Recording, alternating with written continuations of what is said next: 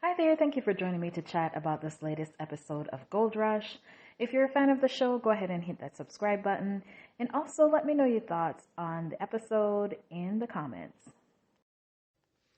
So we see for the McCaughan crew that Brian had to take off. He seemed like he was packing in a hurry. Apparently something came up and he had to leave. And so he's leaving his sons Bryce and Gage and Sharon in charge while he's gone. I mean, he didn't really have a choice. Things have to get going while he's gone. So we're told that they need 130 ounces to make their goal for the week in order to keep up with I think they have a 1,500 ounce goal for the season. So Bryce is in charge of hauling pay, and then Gage is going to be firing up the trommel. And so Gage is doing that, and after he did all his checks or whatever, he decides to get it going. He thought all the pre-checks are done, everything's good. But once he started to get the trommel going, something's wrong. He noticed that some of the belts were slipping off, and so he had to turn it back off, call the mechanic. So apparently the gearbox arm on it came apart, which caused the belt to lose tension and fall off. So that's what he was seeing. So they'll need to fix the gearbox arm, put it back together. So apparently it's two pieces that connect. And so they have to put that back together, and then they have to retighten the belts in order to get the trommel up and running again.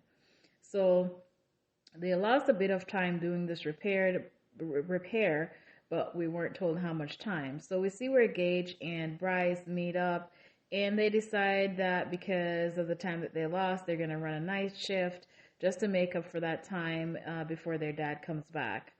So we're told that the night shift consists of Bryce, and yeah, basically that's it. He's going to be running the night shift, feeding the wash plant, and then clearing the tailings, which he has to do every hour. So once the night shift starts, we see where Bryce is having a hard time staying awake. He's yawning, and so I thought that didn't look that great. That's kind of scary considering the heavy equipment that he's operating. I mean, you really have to be alert, even during the daytime, to keep things going. So it looked as though he made it through the night okay. But later on in the episode, we see where Brian returns, and so he's like, "Well, I haven't heard anything from them. They haven't called me with any issues." So he's kind of wondering what that means.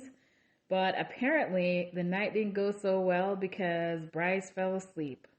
And in so doing, a lot of the tailings piled up, and that caused the trommel to grind to a halt. So yeah, the ambitious plan that they had to keep going all night and getting, ahead of their production did not work out so well. So, but Brian is kind of understanding of, how difficult and challenging it is to work overnight. And he said, look, everybody makes mistakes. We got to just clean this up as quickly as we can and get back going, which was really nice to see because you can see how easily with this situation, especially when you look at how much stuff is piled up, how one could probably get annoyed, but he didn't. So that was nice to see. And so, of course, Bryce felt really, really bad. And so he stayed to help clean everything up. They had to dig out all the pilings that had built up there because he was supposed to clear it every hour. And so we're told that it was going to take all the crew and the entire day to clean that all out. So that was a huge mess. Anyway, so Brian came up with an idea to turn the water on to help push out some of the what they call them? Tailings that had built up, and so that will help them not having to do so much manual work as it's going to push out some of the pilings so they can get that out of the trommel and kind of release the buildup easier. And so that's what they did, and Bryce stayed up to help them clean that out because he felt so bad. So his dad was like, I'm glad he took accountability and encouraged him to go get some sleep. And so they got that cleared out and got the trommel running again. His brother was like, yeah, that was kind of embarrassing what he did, but it was cool of him to stay up and help us clean stuff out.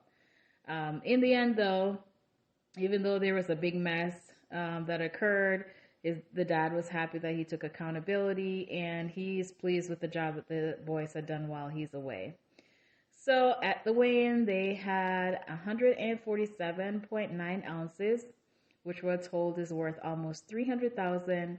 So right now they are about what, little under 700, no, 600 plus ounces away from their goal. So we'll see if they make it for the season.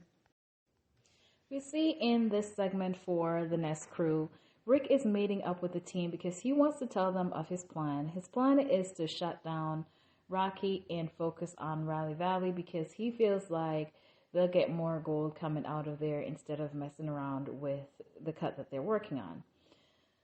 So when he gathers everybody around, the team doesn't really like the idea. Bailey was saying, well, we have a lot of good rich pay dirt, and Buzz was like, yeah, but, we're bringing in gold. We probably want to keep this running so we can keep bringing some gold in. Well, I'm saying gold. And so ultimately, Buzz asked for 5 days so they can keep it going. And Rick says, well, if you can give me 100 ounces by the end of the week, then we can keep it going. So he ultimately agreed to let them keep going on the cut that they're working on and keep Rocky going. And so he says that if they don't bring in the 100 ounce, then they're gonna have to move forward with this plan. But I didn't really think his proposal made any sense because he's not getting anywhere at Raleigh Valley. I don't know that he's confirmed. He hasn't panned anything that we saw. So how does he know? Outside of what has happened in the past, how does he know that he'll get gold out of there right away, or how much gold he'll get compared to what Rocky's doing? So, yeah, I'm glad he kind of gave it a second thought, and keep going with what he had going on. So he's gonna keep doing his thing over there, and then the crew is gonna keep working with Rocky at the cut. So later on, we see where Trey's in his loader, and he's doing his thing, and then he looks over, and there's water spewing everywhere from the wash plant, like geysers of water. So he had to rush to shut it off. So apparently there's a main line that had burst in there, and so Rick says, well, I don't have the replacement part. So they had to rig things up. It looks like what they had to do, the material that they use looks like a hose sleeve. It's almost like a hose, but it's like a thinner type of thing. And they're running this over the busted hose. So it's kind of like reinforcement to kind of keep the water from spewing out. And putting clamps on the end of it to hold it in. We're told that it's not a high construction material as the hoses that are existing, which is why they didn't replace it. But it's just a little rig to keep them from having to stop and wait for part and all that. So then we see where Rick has a piece of rubber that he's going to put somewhere. I don't remember where he said he was going to put it. But this is to help shield the little rigged up hose that they have from rocks falling on it and messing it up. So once again, another rig job going on. Later on in the episode, we see where Trey is working on clearing away the tailings. And as he's doing that, he gets a code in his loader to shut the engine down. So he has to call again for help.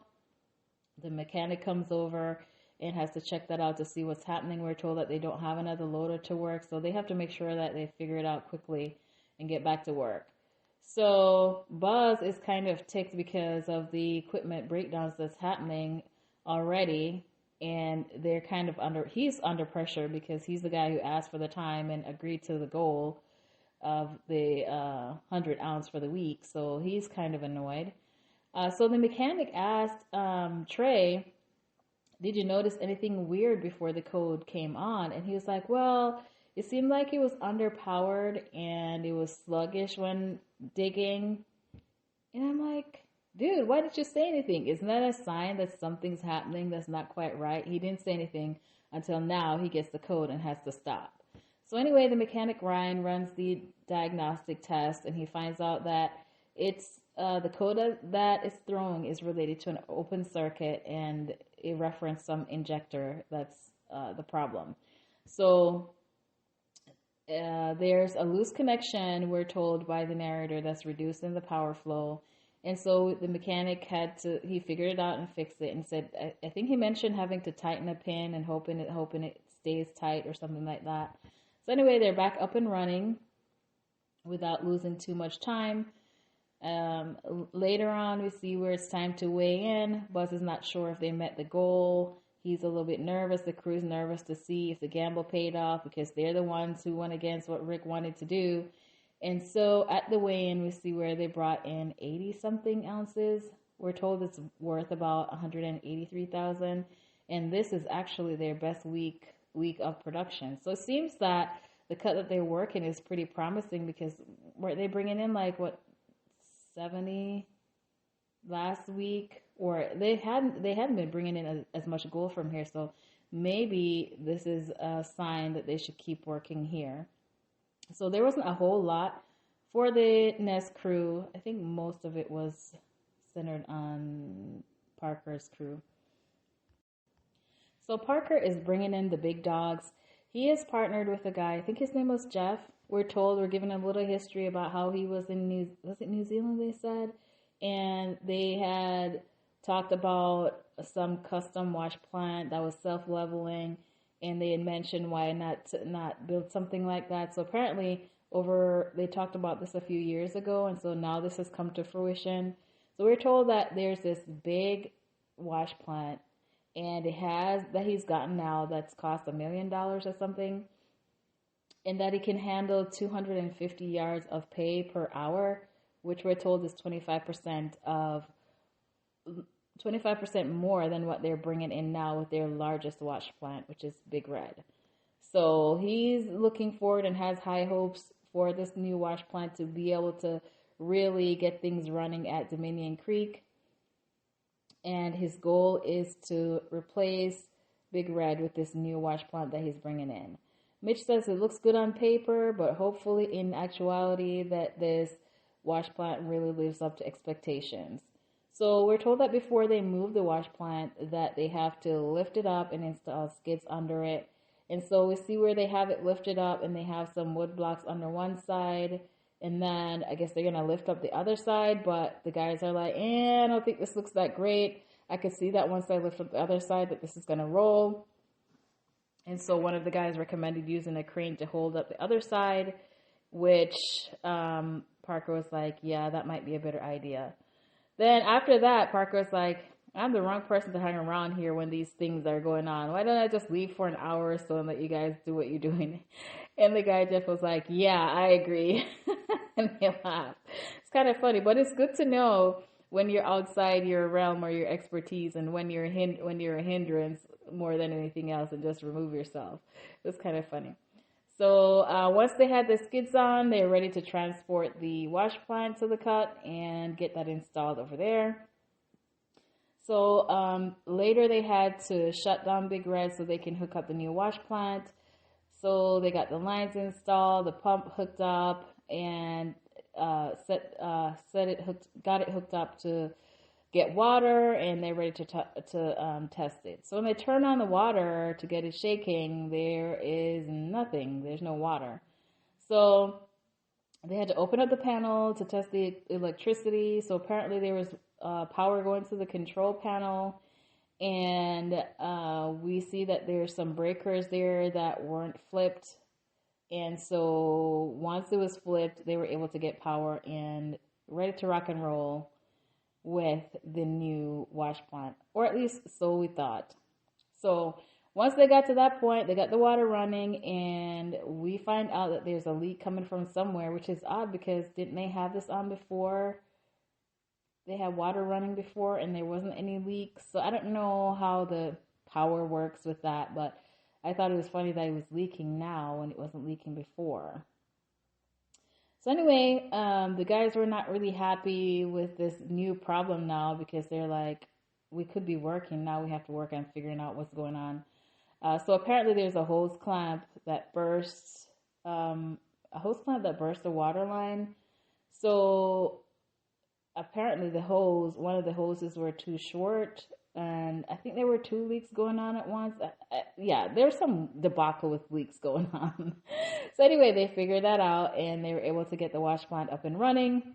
And then we see a little segment where the crew is cleaning up Big Red for the season. So they're collecting any gold that's left behind. And we're told by the narrator that over the 8 seasons that Big Red has been running, it's brought in over $64 million. So the crew is kind of sad to see it get shut down. You know, they've been working with that wash plant. So it's a little sentimental moment for everybody. So at weighing time, everybody's curious to see how big of a difference this new wash plant's going to make.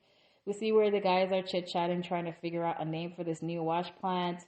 Mitch had some ideas. He was pitching Goldie Box or Roxanne. And I think they settled with Roxanne. And so they brought in 214.65 ounces from Australia Creek, which we're told is valued about $430. $430,000. And then from Big Red, for the time that it ran for the week, 310.45 ounces. And then Roxanne, we're told, ran for 2 days and brought in 56 ounces, which we're told was a little bit disappointing. But I was curious to know, like, you know, what they were expecting for the 2 days that they ran on this wash plant compared to what Big Red would have done. But they didn't say, not unless I missed it.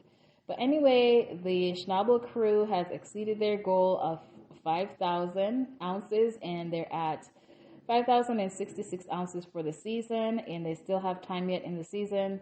Parker is now shooting for 7,000 ounces, and it seems like a stretch goal for them, but the guys are always willing and up for the challenge to be able to do what needs to be done to help Parker out.